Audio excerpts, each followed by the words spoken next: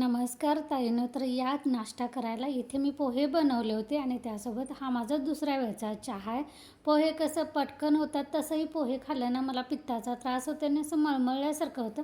पोहे खाल्लं की नाही मला पित्ताची गोळी खायलाच लागते.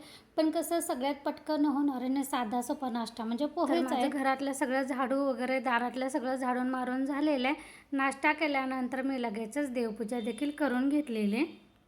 अजून जेवणाला सुरुवात नव्हती, त्यामुळे देवपूजा केल्यानंतर मी भात ठेवला.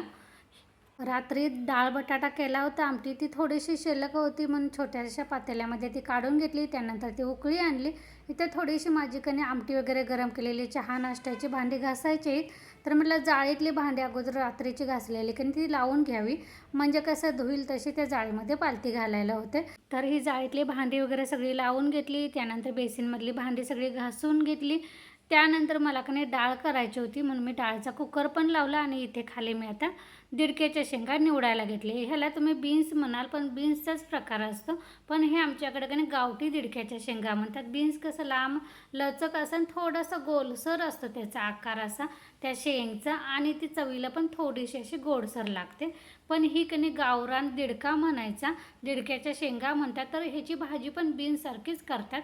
साईडनं अशी केसरी काढायची, त्यानंतर बारीक बारीक चिरून आपण बीन्सची भाजी करतोय तशीच करायची. ही छान लागते आणि ही आता ह्या सीझनला हे दिडक्याच्या शेंगा भेटतात.